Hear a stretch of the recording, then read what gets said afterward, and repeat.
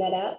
So Jayne Thorpe is the project manager for the Agrifutures carbon farming study that South Queensland Landscapes have been undertaking, which has explored local perspectives of carbon farming. So some of you might remember that Paul McDonald gave us a bit of an update on this probably in about June COP last year, saying that they were sort of working on that work, and so Jayne's been the project manager for that.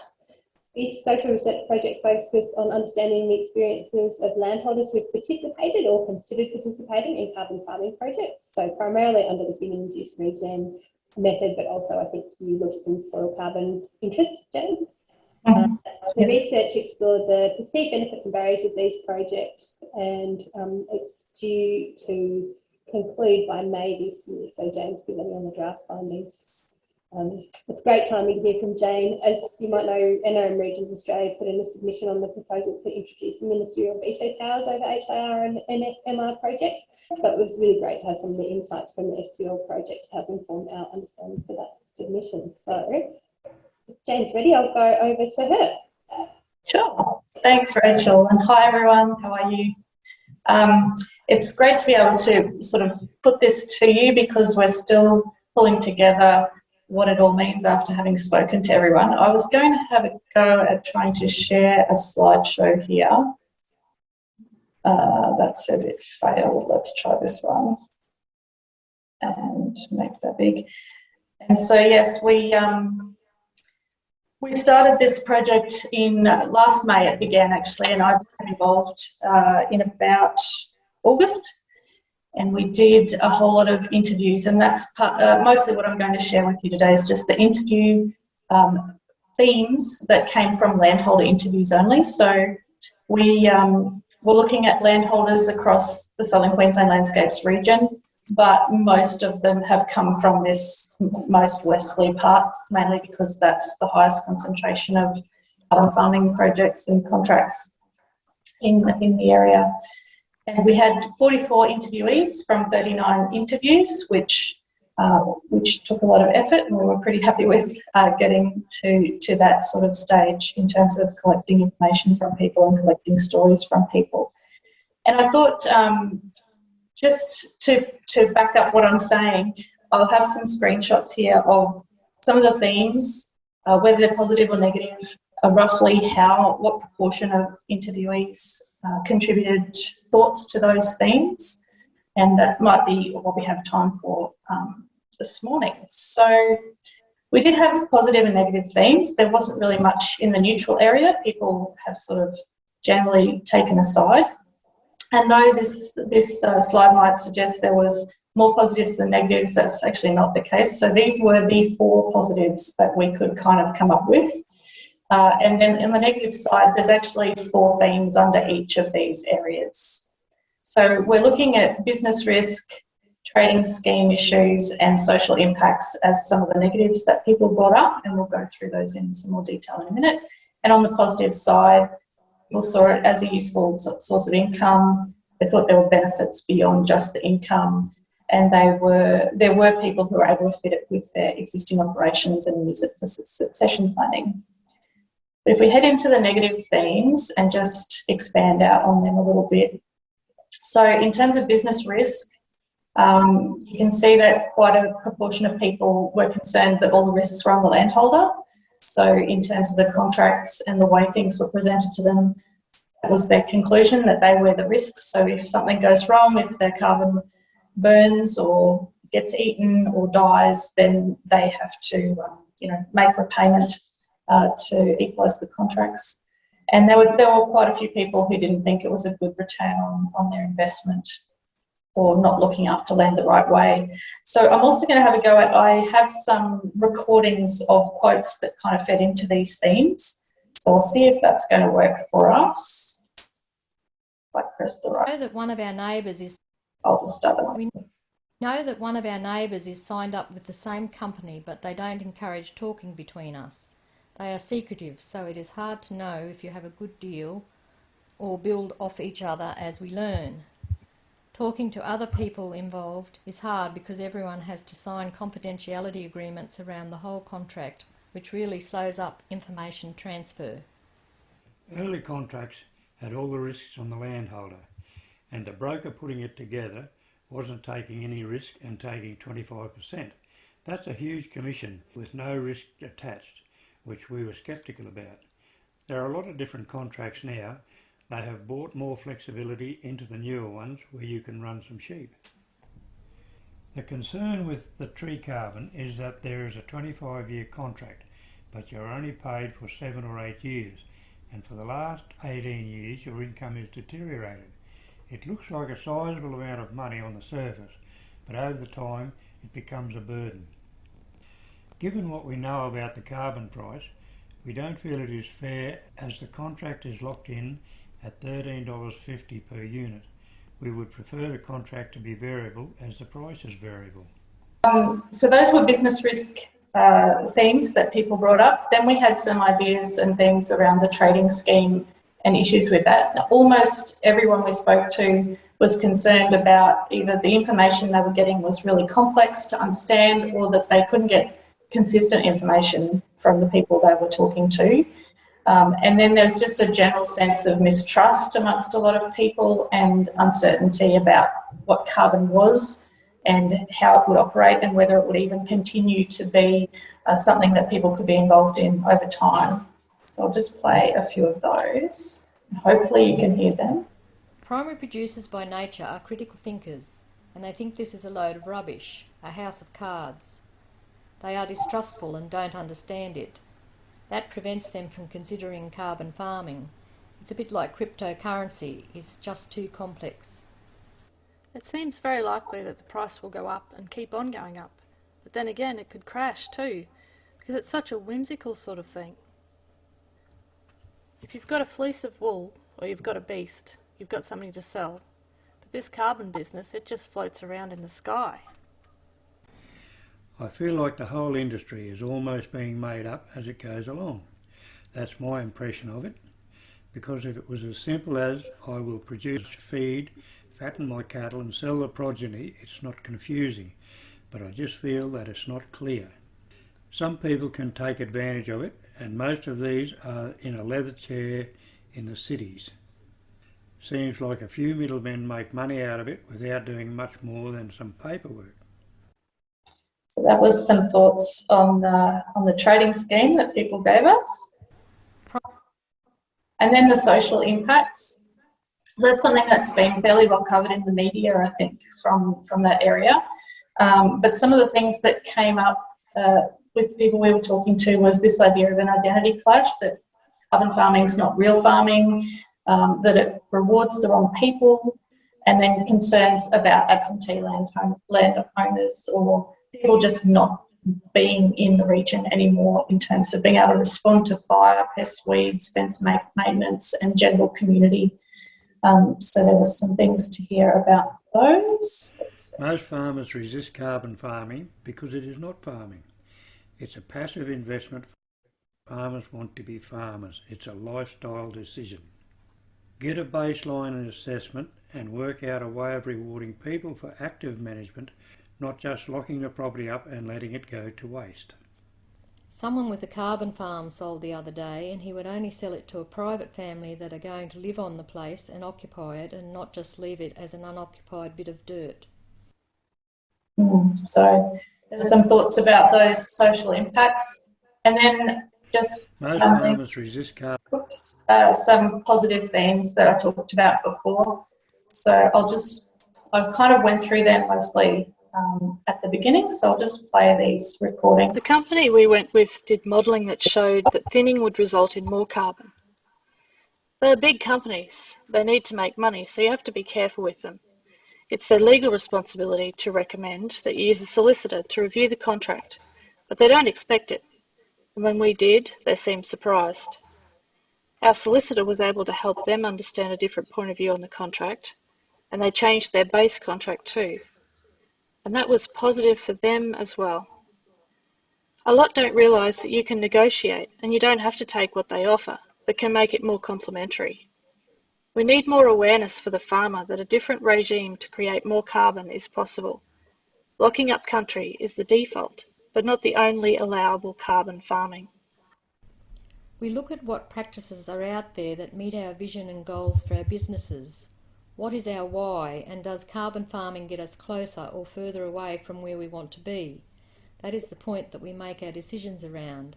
As a family, we sit down and talk about who we want to be and where we want to go and how we want to be in this world. And so I'm not sure how much more time that you have for me, Rachel, but I kind of thought I would pull it up there and hear if there's any questions or comments about any of that from people who are listening. Thanks, Jane. That was great. It was really interesting to I loved the voice recordings of what I could hear of them, which was most of it. It sounded really good. Just on that, can everyone hear me? Because somebody did say that my mic was a bit funny, so hopefully you guys can hear me. I thought it was great. So just to recap, sorry if you did mention this, but how many farmers did you interview for the research? So it was 44 farmers in 39 interviews. Yeah. Thank you. And then I'll go to say Kate Grant's got a question. She's got her hand up. So. Okay. Hi. Just wondering, it sounds like most of these landholders are exposed to or have been exposed to the human induced regen. That's and not so much other types of other methods. That's correct, yes. The human-induced regeneration and the natural regeneration of regrowth is the two main methodologies that were kind of represented amongst people. There were a few people talking about soil carbon as well, but none of them were actually doing it. So I didn't include any of that material in what you've just heard. Yeah. Thank you. Thanks, Jane. Did you have a follow-up with that, Kate, or was that?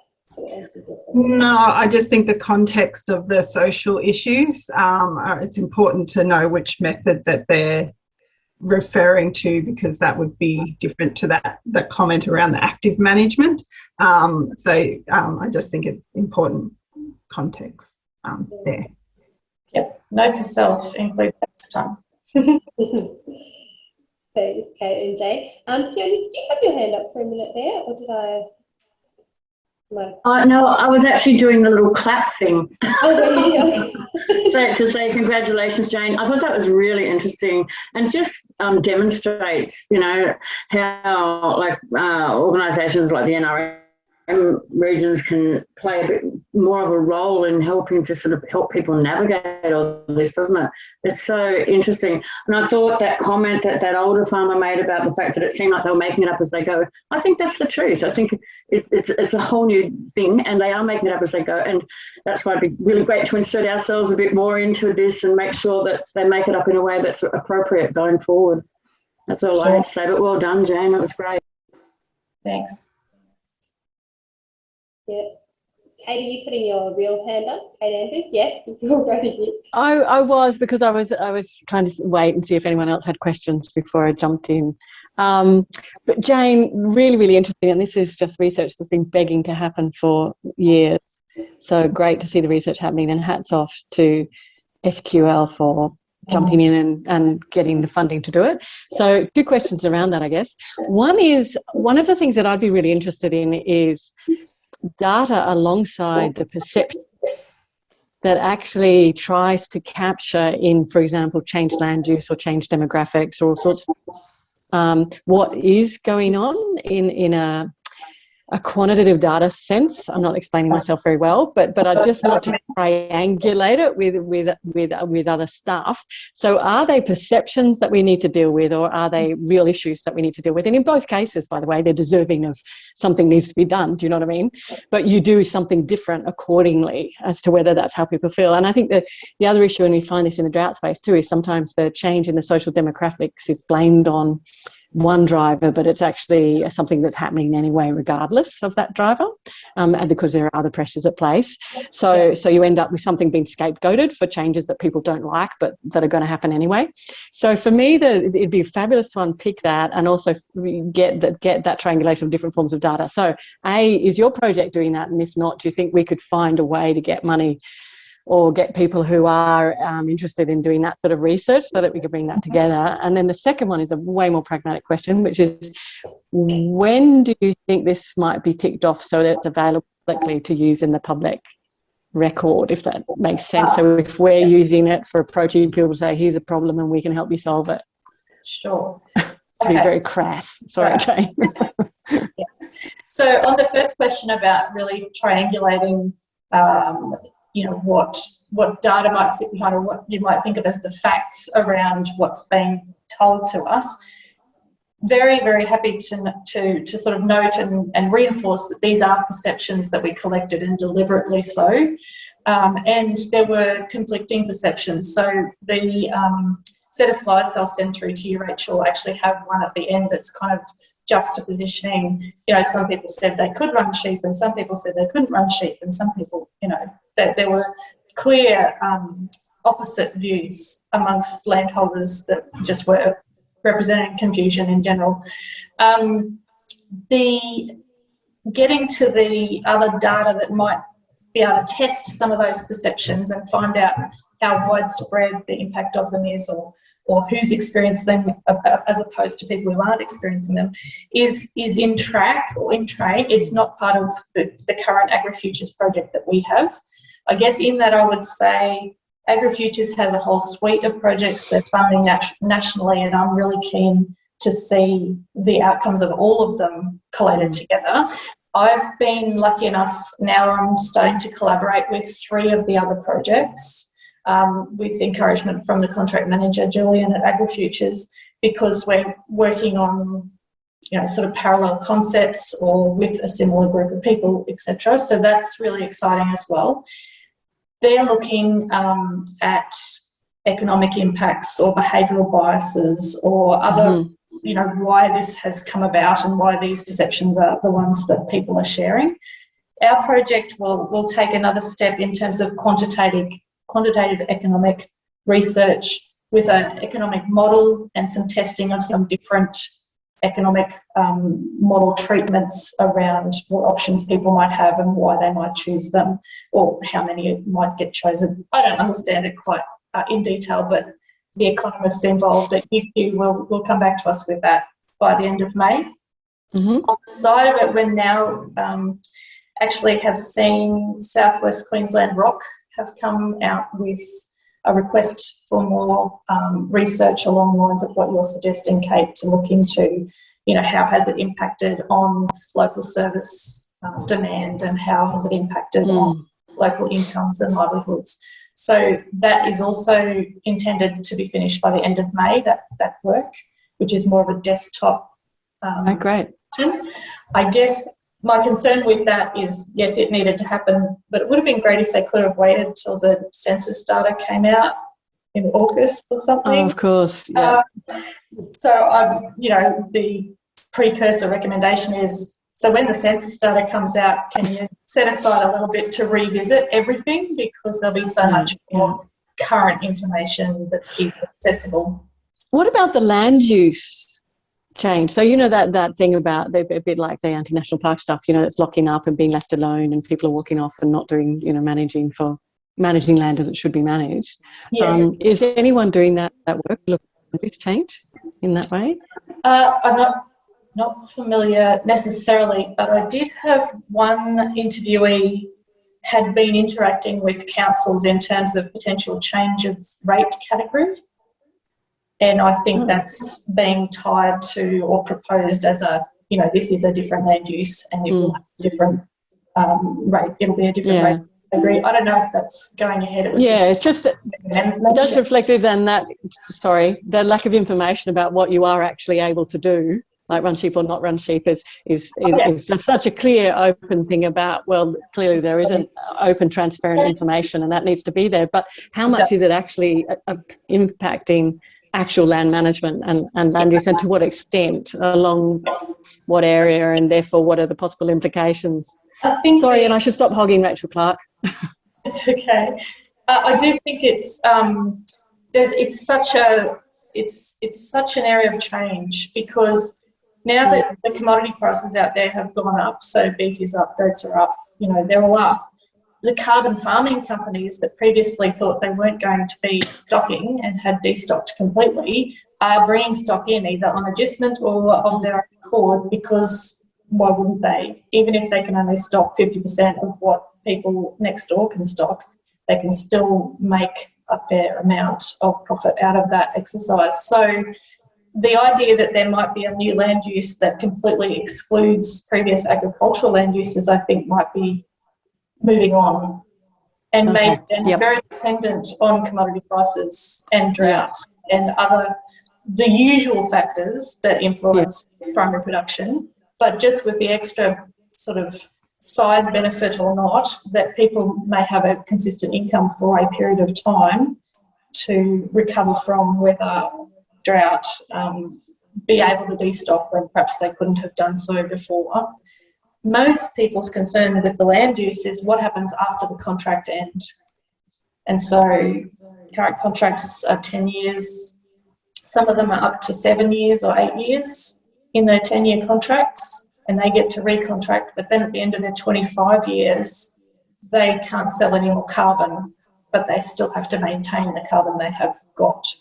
And so that will be a permanent change to the carrying capacity of the property, the overall production that's possible, those kinds of things. But people are kind of hopeful, I think, that they can just go and do whatever they might decide to do after that. But then in the back of their mind, they're also thinking, that contract said something about 100 years.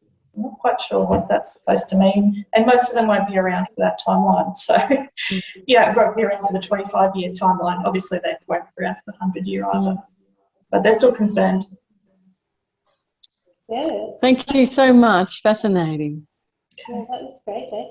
Are there more questions? I have a couple, but I don't want to jump in on top of everyone else's. If there's anyone else that's got a question about it. Because this is just a question about some that will go to my ignorance on HIR projects, Jane, but you're just talking about the permanence periods. So for permanence periods for the HIR projects, are they mostly 100-year projects, or are they 25-year permanence periods? And in that is the crediting period where you can sell ACCUs 25 years, or you sort of said it was about 10 years? Sorry, I'm just trying to how long they operate and so on. 10, 25 and 100 are the key numbers for the years that I can work out. And I just flagged that because I was going to interview people and I wasn't current on carbon farming methodologies and things, I had looked at it probably 6-7 years ago, but not recently. I deliberately didn't investigate where things are at, so I could just listen and hear what people had to say and nod and, and be kind of ignorant myself. So I couldn't correct them even in my head because I don't have a poker face. So that's where I'm at. I'm now at the point of getting into all of that, like what's the current situation, what information is available, what can people access and all of that. But from what people have told me, I understand that there's you can have a 100-year contract or a 25-year contract, and the first 10 years of your contract are guaranteed by the government in terms of the auction payment being realised. After that 10-year period, you can recontract or you can enter the auction again with the future carbon that may be expected to be continued to generate over the next 15 years after the first 10. It's likely to be a lesser amount of carbon that you can generate in that time, but then you're free to access the open market, whatever that might look like when that time comes. So you might get a different price. The thing with the 10 years of the first part of the contracts, it's guaranteed by the government, but it's also fixed. And so quite a lot of people are upset at the moment if they've got a fixed price and they're actually getting it. They had a $12 auction and now the price, I've heard all sorts of different numbers, but is it close to 60 now this year? Yeah, I think it's recent. It's dropped again. 70, wasn't it? Okay. No, it's dropped down to, I think the spot price has dropped down to about 53 or something recently, but it got up to about 58. So it's still from what I was seeing, but yeah. I'm not a eagle-eyed on this, but I get it sent to me. Although the government price is about 17, I think. So oh yeah, huge discrepancy. Huge. Yeah. And Kate B might be able to inform us more on all of this, of course. Yeah, and I guess lots of people are concerned about whether they should go in for it or wait until the price goes up, and whether they've already missed out on the best of it or not. That's just pricing, which is they're familiar with anyway with all of their other activities. Right. That's really fascinating, Jane. I'm just wondering, this sort of discussion, and when you were talking, it was reminding me a little bit about when we had John Gavin presented to the COP last year. He was talking about how they sort of worked with some landholders collectively to kind of empower them and help them understand more about carbon farming. This is in Savannah Burn though, and also to just kind of work together with them so that they had more collective bargaining power when they were working with carbon project developers. And something you were saying was about there were sort of risks to farmers and that they were carrying all the risk, and some of them didn't realise they could kind of go for a bigger percentage of the profit on their projects and so on. And so I was just wondering, are you guys sort of developing some materials from the learnings from this project to sort of help landholders to be more carbon farming savvy, or what's the next steps for this? Yeah, I guess, that would seem a natural next step.